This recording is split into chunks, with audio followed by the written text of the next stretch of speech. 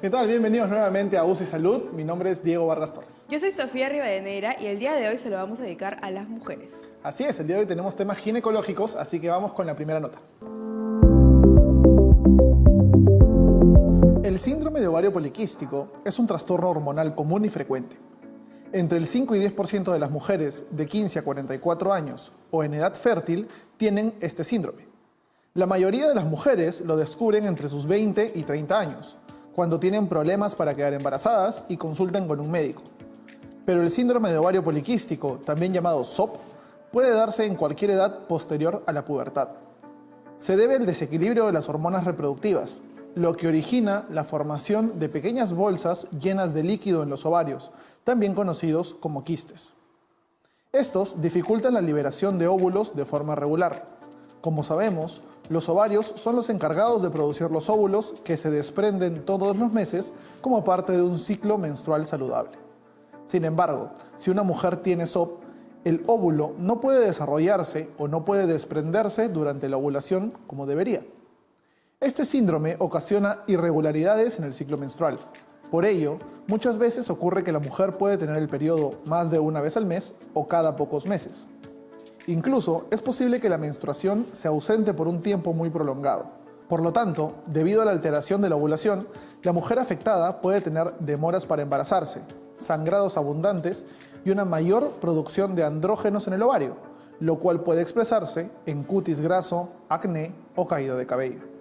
Por eso, es importante el diagnóstico y tratamiento temprano, con el fin de reducir el riesgo a mayores complicaciones, como por ejemplo la esterilidad, trastornos en el estado de ánimo o enfermedades como la diabetes.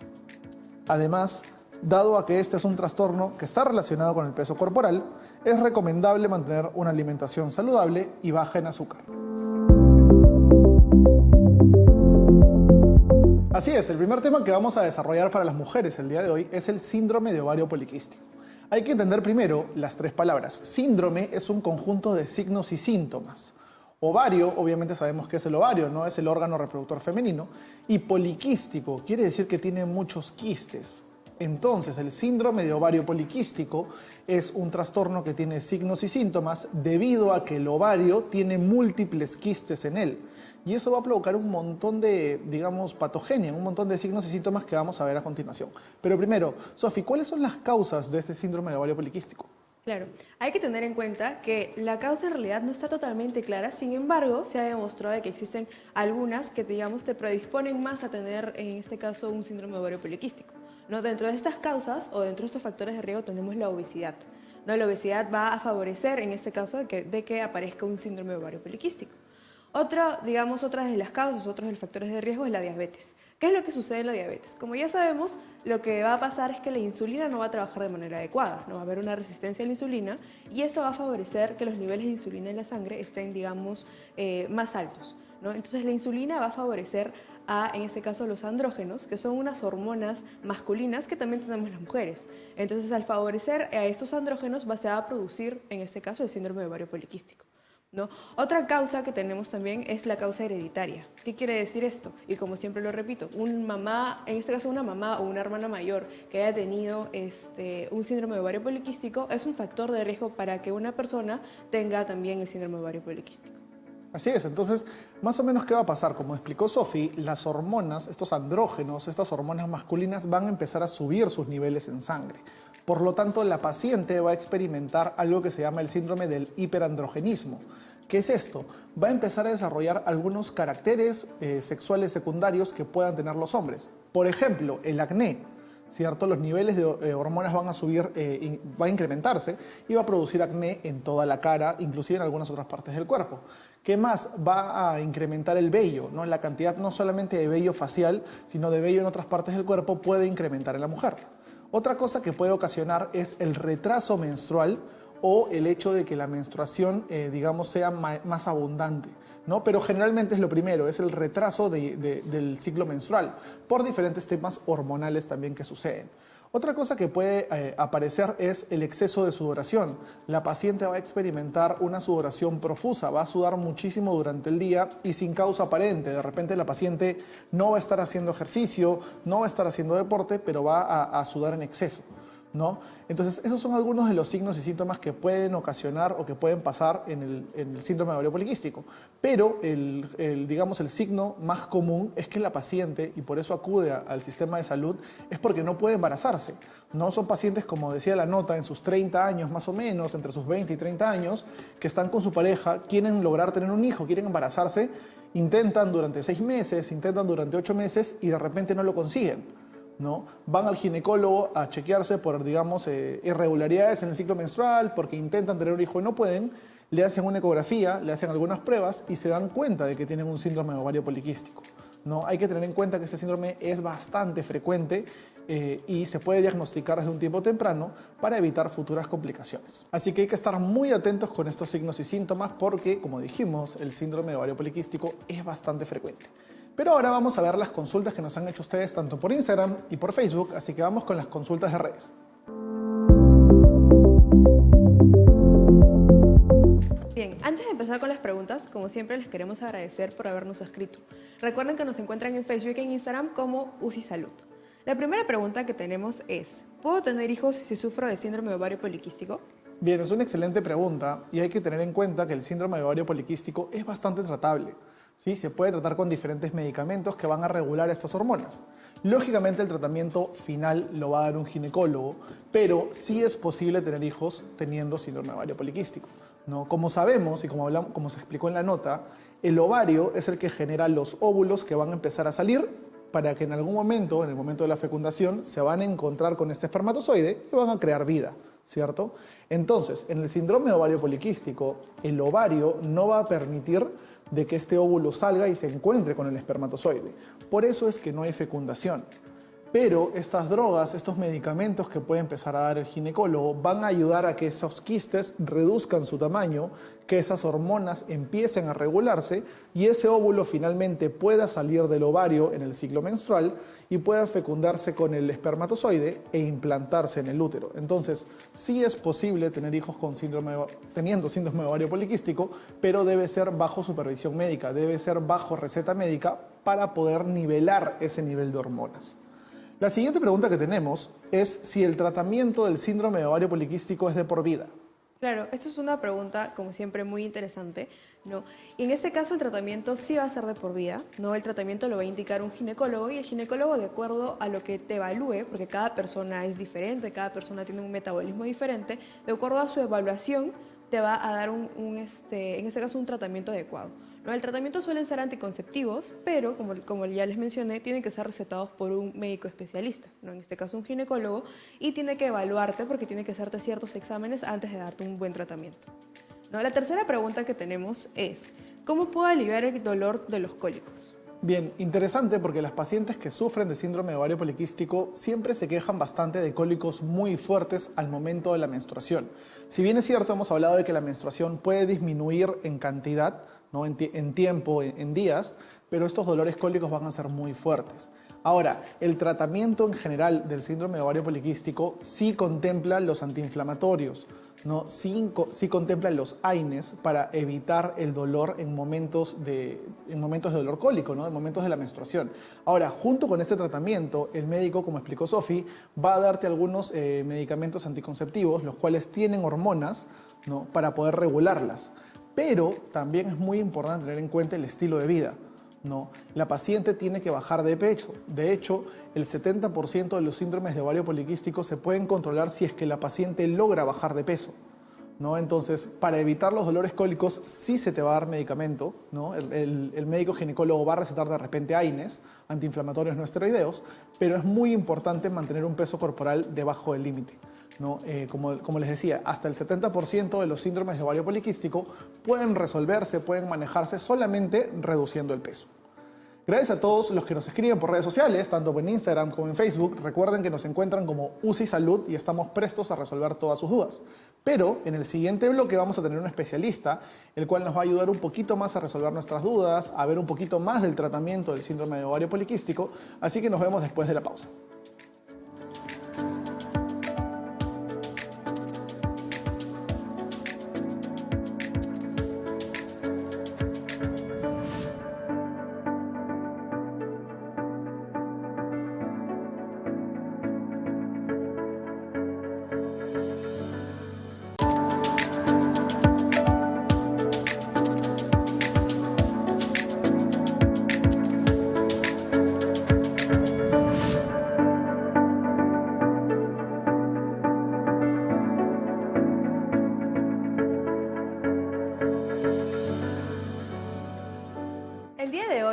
hablar un poquito más acerca del síndrome de ovario poliquístico, hemos traído a un especialista de la Clínica Mega Salud Universal. Así que vamos con el invitado. Así es, el día de hoy estamos con el doctor Víctor Parra, médico ginecólogo de la Clínica Mega Salud Universal, para hablar un poquito más sobre el síndrome de ovario poliquístico. Doctor, bienvenido al programa. Buenos días a todo el público oyente. Buen día, doctor. Muchísimas gracias por su tiempo, por estar con nosotros el día de hoy para hablar un poquito sobre el síndrome de ovario poliquístico, el cual es bastante prevalente en nuestro medio. Doctor, tenemos algunas preguntas para usted y la primera pregunta que me gustaría hacerle es ¿a qué se debe principalmente el síndrome de ovario poliquístico? El síndrome de ovario poliquístico, antes de todo, es una enfermedad endocrinológica. Es la más frecuente que encontramos en las pacientes en edad reproductiva. Este síndrome de ovario poliquístico tiene 3 parámetros. Uno de ellos es el hiperandrogenismo, y este hiperandrogenismo se expresa en el aumento de los pelos, digamos, en sitios en que son de predominancia masculina. Por ejemplo, la mujer no puede tener pelos o vellos en la llamada bigotera, en la llamada barbilla, en el pecho, en los muslos, en los brazos. Entonces, eso, digamos, es un signo. El otro parámetro es los problemas digamos, de menstruaciones muy alejadas o falta de regla, ¿no? El otro parámetro que tenemos es que cuando se hace una ecografía encontramos 12 o más quistecitos pequeñitos en el ovario de la mujer. Entonces, estos 3 parámetros, basta con 2 para que digamos que es un síndrome de ovario poliquístico. Ahora bien, este síndrome de ovario poliquístico, ¿a qué se debe? Se ha demostrado en la ciencia médica que hay una alteración en el hipotálamo, que es un organito que está en el cerebro, en la base del cerebro casi, y este hipotálamo produce unos ciclos de estimuladores de las hormonas gonadotrofinas, manda este estímulo aumentado en pulsos, aumenta una hormona de la hipófisis que se llama el LH, y va al ovario y hace que produzca más andrógeno. Es decir, el ovario está produciendo más andrógenos al final. Esto se aúna al problema de un aumento de la resistencia a la insulina, y todos ellos en combinación producen todas las alteraciones que hay en la salud de la mujer. Ahora bien, en estudios genéticos se ha visto que hay alteraciones en el cromosoma 10 en este tipo de pacientes. No en todos, sino en un buen grupo de estos pacientes tienen alteraciones en el cromosoma 10. Es por eso que en un buen porcentaje de estas pacientes que tienen síndrome de ovario poliquístico, lo ha tenido la mamá o lo tienen las hermanas, básicamente, ¿no? Entonces, eso es lo que vemos nosotros. Claro, doctor, justo lo que nos menciona algunas causas, en este caso del síndrome de ovario poliquístico. Doctor, yo le quería preguntar, ¿cuál sería el tratamiento, en este caso, ideal, o cuál es el tratamiento para el síndrome de ovario poliquístico? ¿Cuánto tiempo dura o es de por vida? El tratamiento va a depender de algo bien importante, ¿eh? Siempre toda paciente, el médico tiene que decir cuál es su índice de masa corporal. El índice de masa corporal viene a ser la relación, o una relación entre el peso y la talla del paciente, ¿no? Es su peso entre talla al cuadrado. Bueno, esta relación nos va a decir que si la paciente es obesa, o con sobrepeso, obesa, entonces generalmente este tipo de paciente, que es en un 50% más, tienen problemas de resistencia a la insulina. Entonces, nosotros vamos a tener pacientes con ovario poliquístico con resistencia a la insulina y pacientes de ovario poliquístico sin resistencia a la insulina. Independiente de esto, toda paciente tiene que tener un estilo de vida, un cambio de su estilo de vida. ¿Cómo es? Que tenga una dieta saludable y que haga ejercicios. Los pacientes, y todos ovario poliquístico. A ver, si tiene resistencia a la insulina, generalmente el tratamiento es con la metformina. Y si no tiene resistencia a la insulina, el tratamiento son con anticonceptivos orales, que tienen actividad antiandrogénica, ¿no? No todos los anticonceptivos tienen esa actividad antiandrogénica. Hay algunos que lo tienen, otros no. Por ejemplo, los anticonceptivos orales que tienen ciproterona, drosperinona, clomadinona o Dionogés, entonces eso sí pueden usarse en el tratamiento del ovario poliquístico. Eso es importante, el cambio del estilo de vida. Claro, doctor, justo nosotros manifestábamos en el bloque anterior que a nosotros como estudiantes, cuando aprendemos esta patología, de hecho, nos cuentan los médicos y nos dicen que hasta un promedio del 70% de pacientes que cambian el estilo de vida, que cambian la dieta y que llegan a bajar de peso, pueden mejorar estos síntomas, ¿no? Que de hecho es lo principal que quieren las pacientes. Cuando llegan a la consulta, usted lo sabrá mejor como especialista, llegan porque tienen mucho vello en la cara, o de repente no arreglan, o de repente quieren tener hijos y no pueden, ¿no? Entonces, mi pregunta iba por ahí. ¿Qué pasaría si una paciente no llega a bajar de peso, no llega a recibir un tratamiento adecuado? ¿Qué complicaciones podría tener esto a largo plazo? Fíjense, basta con un 10%, mira, basta con un 10% de la disminución de peso para que la paciente se dé cuenta de que está cambiando su problema de ovario poliquístico. Solamente con el 10% ya hay cambios. Solamente con la disminución del 10% del peso.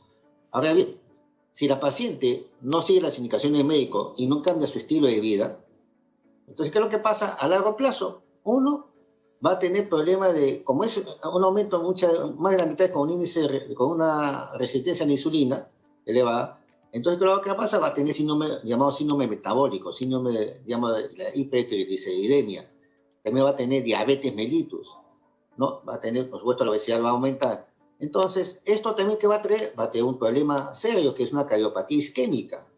Y esto que va a traer, te puede traer, y esto también, esto que persista el síndrome de ovario poliquístico, ¿qué puede ocasionar con el tiempo? Como hay aumento de las hormonas androgénicas, y no solamente androgénicas, también del estrógeno, va a haber un problema también de un cáncer. ¿Qué cáncer? Cáncer endometrial.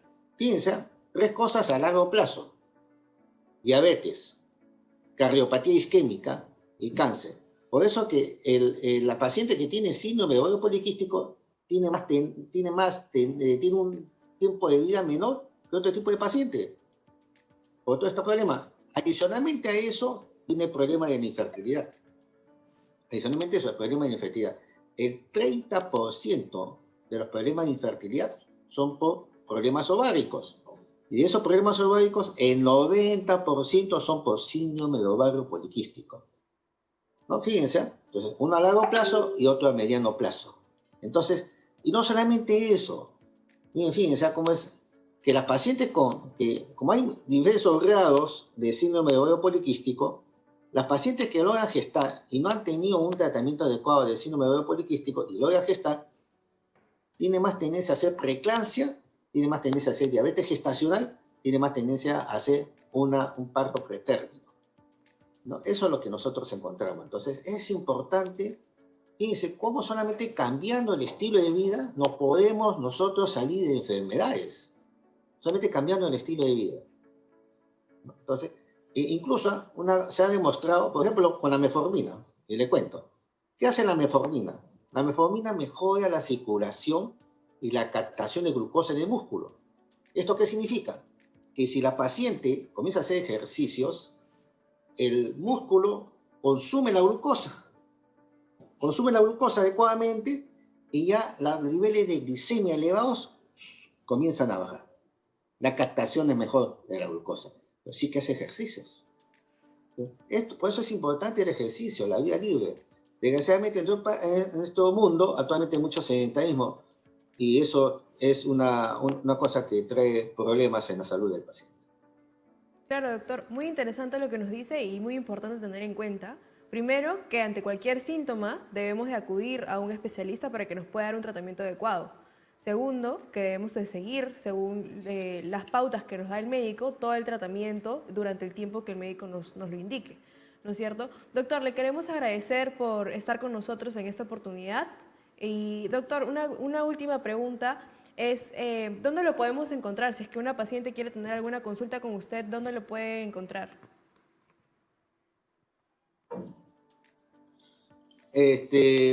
Bueno, ¿dónde pueden encontrarme? Bueno, en la clínica Megasalud, ahí ustedes preguntan por mí y ya podemos nosotros comenzar en la cita. Muy bien. Bien, doctor, muchísimas gracias por su tiempo. Lo comprometemos para estar con nosotros en el siguiente bloque para hablar de la siguiente patología ginecológica. Así que lo comprometemos para eso, doctor. Gracias, muy amable. Buenos días. Gracias, doctor. Y ahora vamos a pasar a un bloque que a nosotros nos gusta mucho porque compartimos un poquito más con ustedes y es el bloque COVID. Así que vamos con eso. Bien, para el bloque COVID del día de hoy tenemos una pregunta y es la siguiente. ¿Cómo debo tomar correctamente la temperatura corporal? Bueno, esta es una pregunta en verdad muy importante, porque no sé si a ti te ha pasado, Diego, últimamente en los centros comerciales, en realidad en cualquier lugar, están empezando a tomar la temperatura corporal con los termómetros infrarrojos, pero en la muñeca. Y eso no es lo correcto. ¿No? Lo correcto es tomar la temperatura ya sea en la frente o, si es que no fuera posible, en el cuello, ¿no? Pero no debemos tomar la temperatura corporal en la muñeca. ¿Por qué? ¿Por qué? Porque nosotros, y vamos a hacer un ejemplo, cuando nosotros tenemos mucho frío, la primera parte que se pone más fría que el resto del cuerpo son las partes distales, es decir, las partes más alejadas del tronco. ¿Cuáles son? Las manos y los pies. Entonces, si yo tomo la temperatura en la muñeca, la temperatura va a ser distinta porque es un láser infrarrojo a la temperatura que me voy a tomar lógicamente en el cuello, que está más cerca al tronco, o a la cabeza, que está más cerca al tronco. Entonces, por eso es importante saber que la temperatura se debe tomar correctamente en la frente, ¿sí? Ahora, hay muchas dudas con respecto a eso. Se dice de que el infrarrojo te va a dañar, que es como los rayos X, y eso no es del todo cierto. No, en realidad estos termómetros infrarrojos no han salido por la pandemia. Estos termómetros ya existían desde antes y se han venido utilizando de manera normal. No hay ningún estudio que demuestre o que pruebe esto que se está diciendo de que los termómetros infrarrojos, digamos, destruyen las neuronas, y eso no es cierto, ¿no? Hasta que se demuestre lo contrario con un estudio. Pero hasta el momento en realidad no ha habido mayor problema, y lo ideal, como ya les comentamos, es tomar la temperatura ya sea en la frente y, de no ser posible, tomarla en el cuello, porque si lo tomamos en la muñeca en realidad no podríamos detectar si es que una persona está con una temperatura alta o no. Nos podría dar en este caso una temperatura falsa. Así es más que nada para calmar las aguas, y lo correcto, nuevamente, y si ustedes tienen algún negocio, tienen alguna tienda o en casa mismo, hay que exigir que la temperatura se tome en la frente y no en la muñeca, ¿sí? Ahora, después de haber conocido esto del bloque COVID, que les agradecemos por quedarse con nosotros, no se pierdan el siguiente bloque porque vamos a seguir hablando de una patología nueva para seguir aprendiendo un poquito más. Así que nos vemos después de la pausa.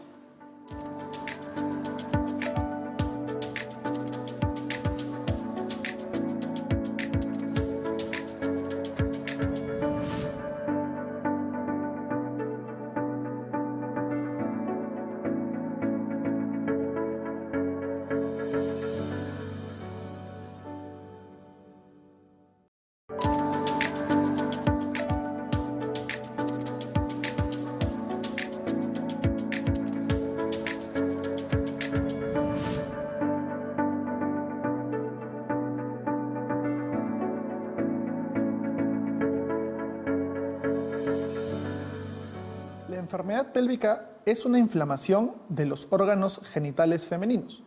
Por lo general, se produce cuando las bacterias transmitidas sexualmente se propagan desde la vagina hacia el útero, las trompas de falopio o los ovarios.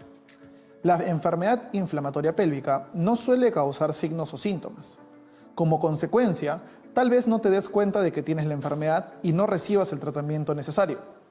Sin embargo, la enfermedad se puede detectar más adelante si es que tienes problemas para quedar embarazada o si manifiestas dolor pélvico crónico. Algunos de los signos y síntomas de la enfermedad inflamatoria pélvica pueden ser los siguientes: dolor en la parte inferior del abdomen y la pelvis, abundante flujo vaginal con mal olor, sangrado uterino normal, especialmente durante o después de tener relaciones sexuales o entre los ciclos menstruales, fiebre, a veces con escalofríos, y dolor o dificultad al orinar. Si la enfermedad inflamatoria pélvica no se trata, puede generar tejido cicatricial. También se pueden producir acumulaciones de líquido infectado, o también llamados abscesos, en las trompas de falopio, lo que puede dañar los órganos genitales.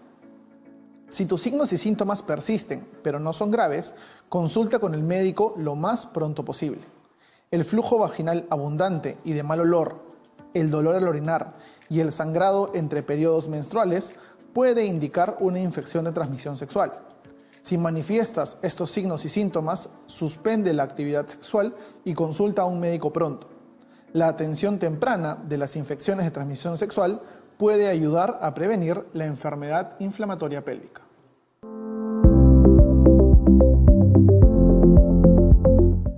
Bien, el segundo tema del día de hoy es la enfermedad pélvica inflamatoria. ¿Qué es la enfermedad pélvica inflamatoria? Bueno, lo que sucede, se llama pélvica en este caso porque sucede en los órganos genitales femeninos. Pero para entender un poquito qué es lo que sucede, primero les voy a explicar cómo es la anatomía de una mujer, ¿no? Hablando del órgano reproductor.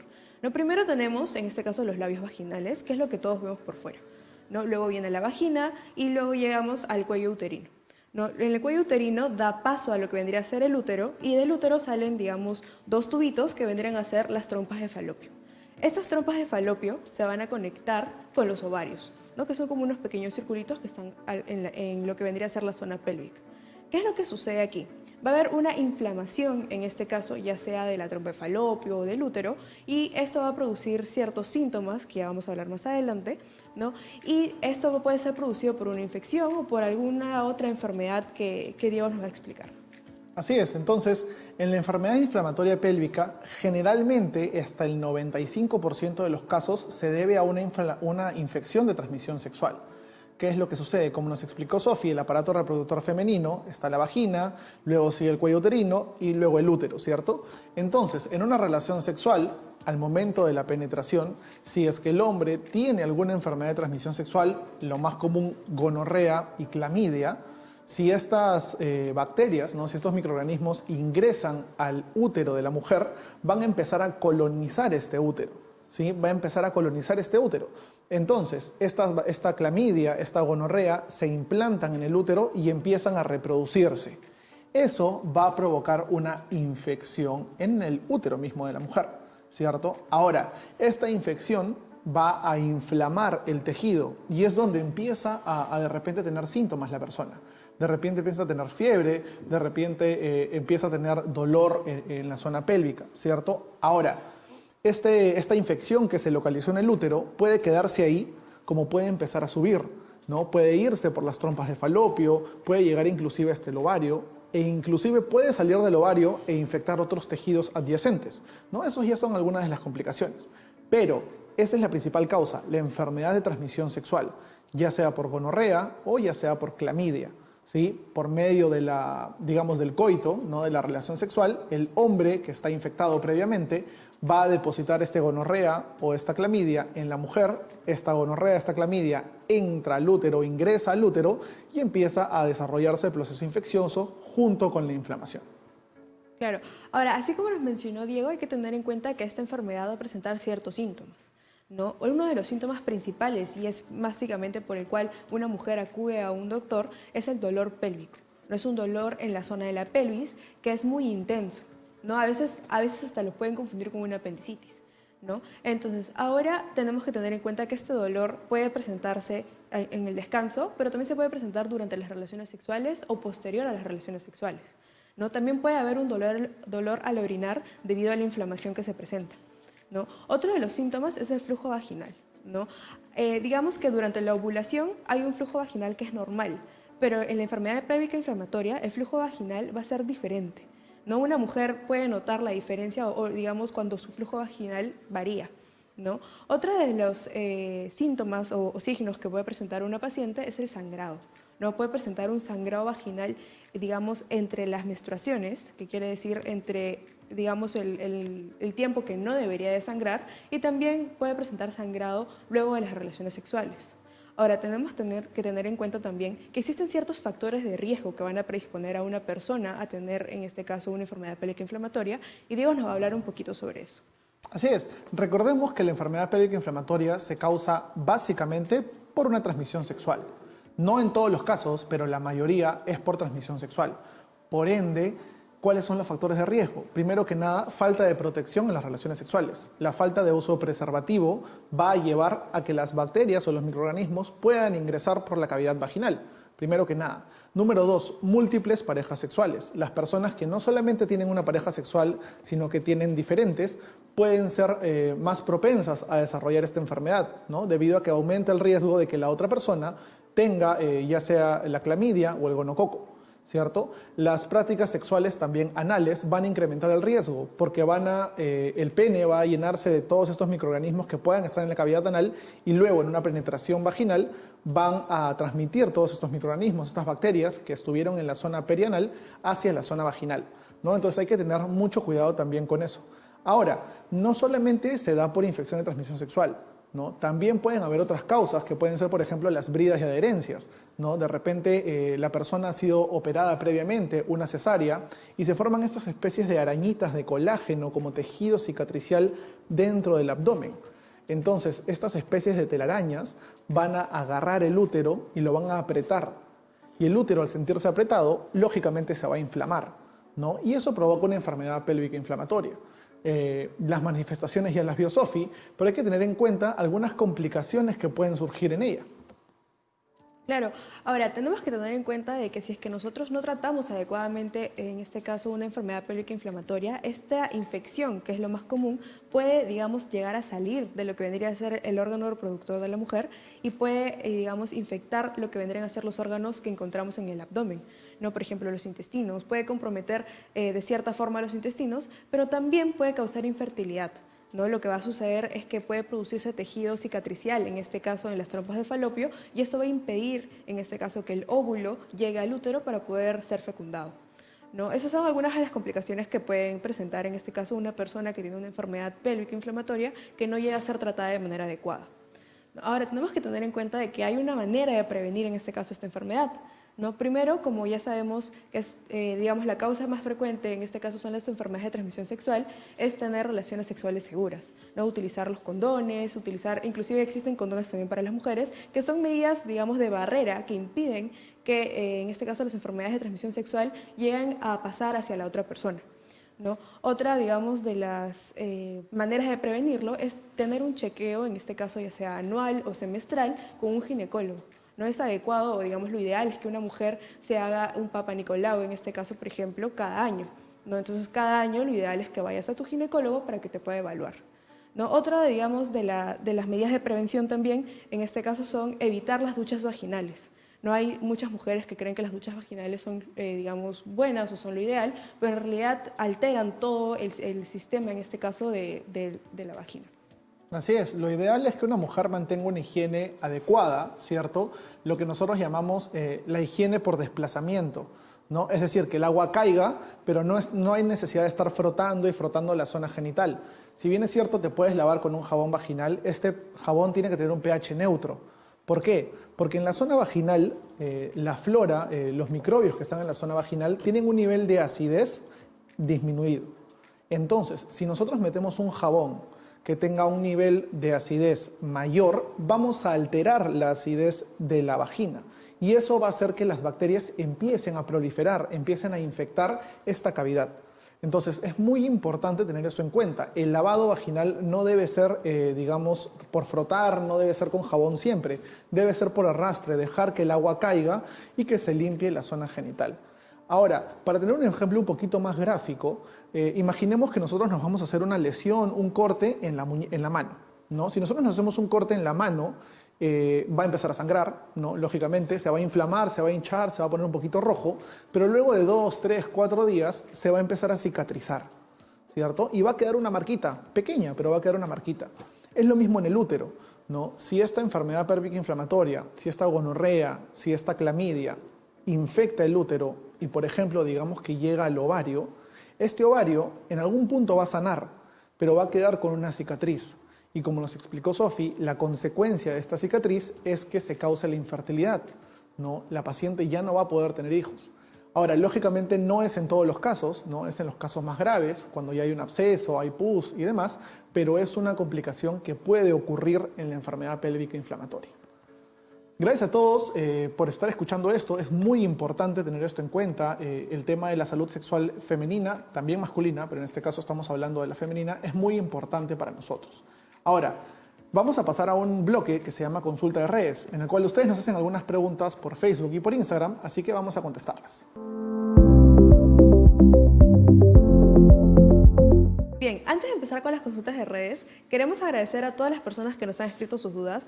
Nosotros en verdad estamos muy contentos de poder compartir con ustedes un poco de nuestros conocimientos. Recuerden que nos encuentran en Facebook y en Instagram como UCI Salud. La primera pregunta que tenemos es, ¿solo puede causarse debido a una enfermedad de transmisión sexual? Bien, interesante pregunta y hay que tener en cuenta distintos términos. La enfermedad de transmisión sexual o ETS Es eso, es una enfermedad, ¿sí? No es un microorganismo, no es una bacteria, es una enfermedad. Ahora, la enfermedad inflamatoria pélvica se puede considerar como una enfermedad de transmisión sexual, debido a que los microorganismos ingresan por vía sexual, pero no es la única causa. También puede deberse a que, por ejemplo, hubo una cirugía en la cual se manipuló mal el útero y el útero quedó inflamado, y quedó inflamado crónicamente. Y eso se puede manifestar como una enfermedad inflamatoria pélvica. De repente pudo haber habido una apendicitis que se infectó, el apéndice explotó y toda la pus migró por la cavidad abdominal y se fue hacia el ovario y se generó una enfermedad inflamatoria pélvica. Si bien es cierto, estos casos son menos frecuentes, pero también pueden ocurrir. Pero hay que tener en cuenta que el 95 al 97% de las enfermedades inflamatorias pélvicas se debe debido a los microorganismos que ingresan por la vía de transmisión sexual. La segunda pregunta que tenemos es ¿cómo distingo de unos cólicos menstruales? Bien, en esta pregunta tenemos que tener en cuenta que cada mujer conoce su cuerpo, ¿no es cierto? Cada mujer sabe cada cuánto tiempo menstrua, cuántos días dura la menstruación, cuánto es su flujo y de qué intensidad son sus cólicos, ¿no? Entonces, si es que tú notas alguna diferencia en este caso de la intensidad de los cólicos, digamos que son más fuertes o quizá duran más tiempo, es importante de que vayas a chequearte con un ginecólogo. No siempre que tú notes alguna diferencia en lo que tú consideras normal en tu cuerpo, es importante que un ginecólogo te pueda evaluar para poder descartar cualquier otra enfermedad que puedas tener, como un síndrome ovario poliquístico, una enfermedad pélvica inflamatoria o inclusive cualquier otra, digamos, patología que se va a presentar. La tercera pregunta que tenemos es, ¿en qué momento debo ir al ginecólogo? Bien, esta respuesta, o bueno, esta pregunta se ve de diferentes formas, ¿no? Como decía Sofía hace un ratito, todas las personas conocen su cuerpo. Y como hemos repetido varias veces en el programa, el cuerpo humano es perfecto. Por lo tanto, si algo se sale de su régimen normal, debe haber alguna alteración. Entonces, recuerden los signos y síntomas de la enfermedad pélvica inflamatoria. Dolor, la mujer no tendría por qué tener dolor simplemente. Número 2, el flujo vaginal alterado, ¿no? Todas las mujeres conocen cuál es su flujo vaginal normal. Generalmente es un poco de contextura, un poco como la gelatina líquida, ¿no? Y tiene un aspecto transparente, no tiene mal olor. Sin embargo, un flujo vaginal que está más espeso como moco, que tiene un color un poco más amarillento y que tiene un olor un poco más fuerte, debe ser causado por alguna patología. Entonces, ese puede ser un buen momento para acudir al ginecólogo. Además, también recuerden que la enfermedad pélvica inflamatoria puede cursar o puede ir con dolor al orinar, con dolor en las relaciones sexuales, que generalmente no deben causar dolor. Entonces, estos signos, estos síntomas te pueden hacer indicar de que debes ir al ginecólogo para hacerte evaluar, para ver qué cosa puede estar funcionando mal en tu cuerpo uterino, de repente en la vagina también. Gracias a todos los que nos escriben, tanto por Facebook como por Instagram. Estamos felices de poder solucionar alguna de sus dudas con alguno de los pocos conocimientos que tenemos, pero no se pierdan el siguiente bloque, porque en el siguiente bloque sí tenemos un especialista que tiene muchos más conocimientos y nos va a ayudar un poquito a resolver nuestras dudas sobre la enfermedad pélvica inflamatoria. Así que nos vemos después de la pausa.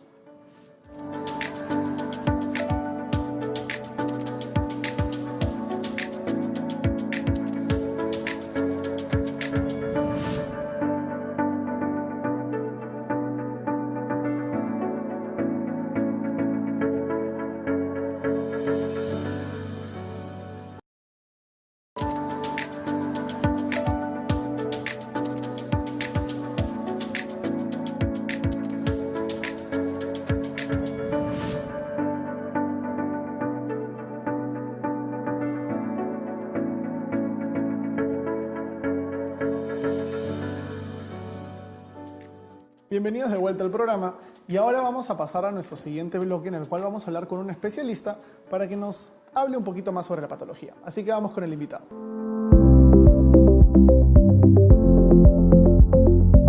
Así es, el día de hoy estamos con el doctor Víctor Parra nuevamente y nos va a hablar sobre la enfermedad pélvica inflamatoria, ¿no? Doctor, bienvenido. Buenos días a todo público oyente. Agradeciéndoles que me hayan invitado a dialogar con nuestra población. Muchas gracias a usted, doctor, por su tiempo. Y doctor, empezando un poco con la entrevista, la primera pregunta que tengo es ¿a qué se debe principalmente la enfermedad pélvica inflamatoria? Ante todo, la enfermedad pélvica inflamatoria, que es importante que lo tengamos en cuenta. La enfermedad pélvica inflamatoria es una inflamación o infección que da en los órganos genitales de la mujer, los órganos internos. Si da el útero, endometritis. Si da la trompa, salpingitis. Si da el ovario, ooforitis. No solamente ahí se queda, sino puede dar a la pelvis una peliperitonitis y un acceso tubo ovárico, un acceso en las trompas y en los ovarios. Esta enfermedad, ¿a qué se debe? Se debe generalmente dos cosas. Uno, en el 85% de casos es por una vida sexualmente activa, no controlada generalmente en la mujer, ¿no? Y en otro, el 15% de casos es por procedimiento ginecológico. En el primer caso, en mujeres sexualmente activas, ¿qué es lo que pasa? Que cuando la mujer comienza a tener una frecuencia excesiva de relaciones, y esto aunado a un cambio de parejas múltiples o cambio de parejas en forma progresiva, ¿no? Entonces esto hace que la mujer tenga más infección en este problema. Por eso que llegas a un 85% de la causa por problemas de relaciones sexuales. Y también se ha visto que cuando hay relaciones sexuales en la menstruación, también aumenta la frecuencia de enfermedad pélvica inflamatoria. En el otro caso, en el 15% de procedimientos ginecológicos, cuando hay una histeroscopía, una histerosalpingografía, cuando hay una biopsia de endometrio, o cuando se hace un legado a un aborto o X motivo, también encontramos un aumento de este problema de infección pélvica inflamatoria, de enfermedad pélvica inflamatoria. Claro, doctor, como usted señala, y justo hablábamos en el bloque anterior, la gran mayoría de casos va a ser por una enfermedad de transmisión sexual, ¿no? Por un contagio por clamidia o gonococo, el cual ya va a colonizar un poco el útero y va a generar esta enfermedad, ¿no? Ahora, doctor, sabiendo que, como usted manifiesta, el 85% de enfermedades pélvicas inflamatorias son por vía sexual, ¿cuál sería el tratamiento ideal para esto? ¿Los pacientes van a requerir tratamiento con antibióticos o cómo se maneja esta patología? Como se dice, generalmente los gérmenes más frecuentes son el gonococo, clamidia, y en parte también los gérmenes de la vaginosis, como la Gardnerella vaginalis. Entonces, los antibióticos van a estar dirigidos a estos gérmenes. Entonces, en la enfermedad pélvica inflamatoria hay 4 grados de enfermedad pélvica inflamatoria. El primer grado es el paciente que le duele el abdomen, ¿no? Uno le examina, cuando toca el útero, las trompas, o mueve el cuello uterino, hay un dolor. Entonces, pero que no llega pues a tener más de eso, ¿no? Entonces, el tratamiento en ese caso, usan ceftriaxona, una ampolla de 250 miligramos, una vez más, su doxiciclina de 100 miligramos 2 veces al día por 14 días. Pero si el paciente no solamente tiene eso, sino tiene, reacción peritoneal, entonces cuando hay reacción peritoneal, al paciente, si en el grado 1 se la mandó a su casa, en este grado, que es el grado 2, ya se lo hospitaliza. Se lo hospitaliza y ya sea antibióticos ya endovenosos, como clindamicina, margentamicina, que es el más frecuente usado. Pero hagamos cuenta que este paciente no es un grado 2, ya es un grado 3, en que ya se ha formado un acceso tubovárico. Entonces, esta paciente ya hospitalizada, como hemos dicho, y ya con grado 3 se lo opera y se drena este acceso tubovárico. Pero no solamente de repente queda eso, de repente es el grado 4. ¿Cuál es el grado 4? En que el paciente se le ha reventado, ha explotado este acceso tubovárico, se ha derramado toda la pus por la peritonitis, por la pelvis que había abdominal, produce una periperitonitis. Entonces, se le da también un tratamiento antibiótico agresivo y también tiene que entrar a sala de operación, ¿no? Entonces, vemos que no solamente todo, si el paciente no se controla, no solamente se queda en grado 1, puede quedar en grado 4, en que esté hospitalizado, operado, y quién sabe las complicaciones que pueda tener la paciente. Claro, doctor, justo como usted nos acaba de mencionar, ¿no? Que lo ideal es que la paciente acuda a un médico digamos, al presentar dolor, al presentar algún síntoma, para evitar que, en este caso, la enfermedad pélvica inflamatoria progrese a estadios más avanzados, más complicados. Y doctor, por aquí va un poco mi pregunta. ¿Qué sucedería en una paciente, digamos, de que está en un grado 3, un grado 4 y tal vez no llegan a recibir el tratamiento o, digamos, no siguen las instrucciones del tratamiento que deben de seguir? ¿Cuáles serían las complicaciones que se puedan presentar? Hagamos cuenta que ya el paciente está, si no se trata el paciente, se complica, como hemos dicho, pero si hagamos cuenta que ya está tratada, ¿qué puede quedar? Fíjense, la infección, ¿qué es lo que ocasiona la infección de esta enfermedad pélvica inflamatoria? Ocasiona que haya adherencias dentro de la trompa.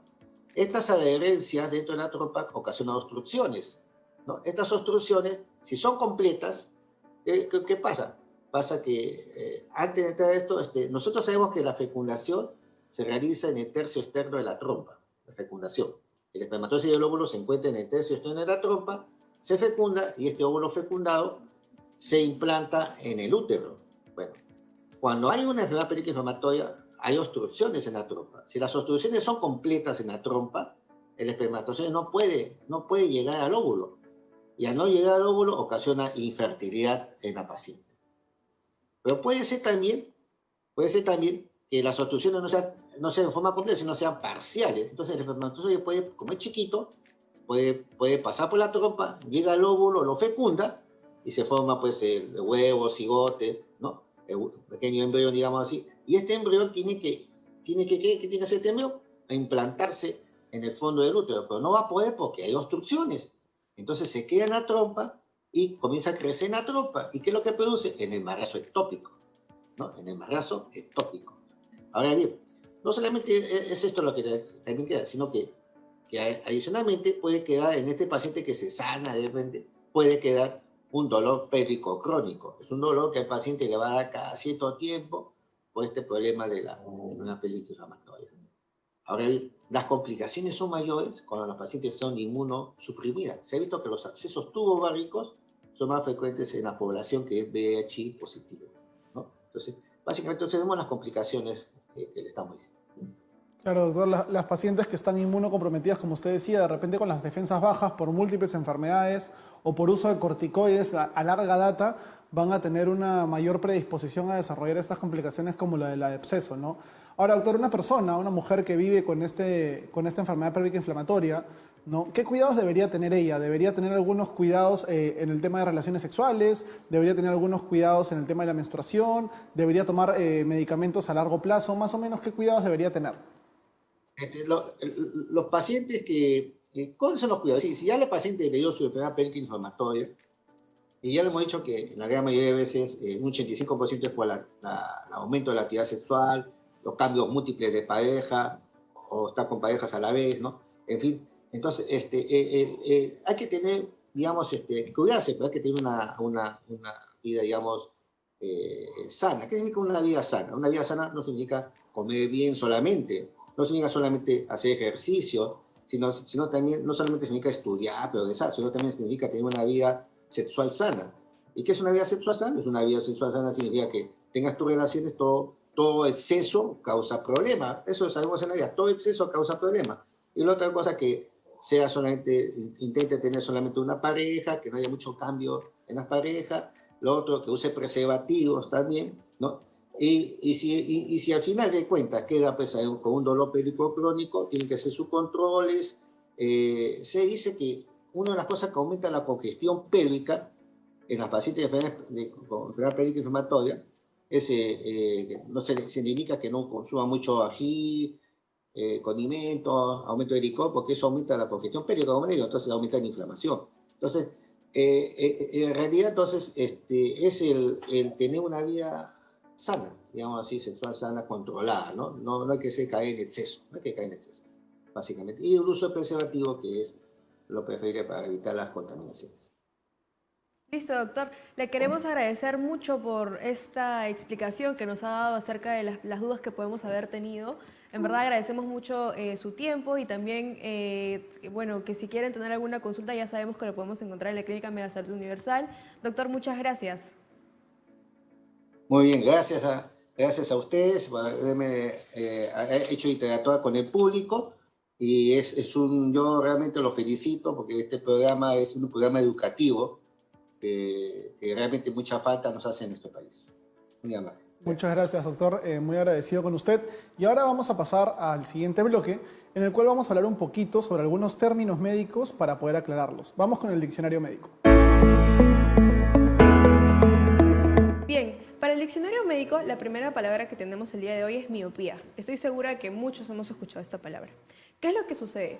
Primero tenemos que saber cómo es, digamos, la estructura normal en este caso de nuestro ojo, ¿no? Tenemos que tener en cuenta de que si es que nosotros vemos de perfil a una persona, podemos observar que hay como una pequeña capita transparente que cubre el ojo que tiene una curvatura, ¿no? En el caso de la miopía, que es una afección en el ojo, esta curvatura va a ser, digamos, más pronunciada, ¿no? ¿Y esto qué va a provocar? Va a provocar de que haya mayor dificultad, o en este caso va a impedir que se puedan observar de manera correcta los objetos que se encuentran más lejanos.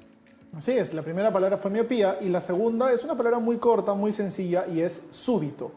La palabra súbito hace referencia a algo que ocurre inesperadamente, de la nada, como se podría decir, y en ese instante, ¿no? Por ejemplo, en el caso de la torsión testicular, por ejemplo, en un golpe, en un impacto, empieza el dolor a nivel del testículo súbitamente, un dolor muy rápido, inmediatamente, que no tenía por qué estar ahí, pero sin embargo se dio.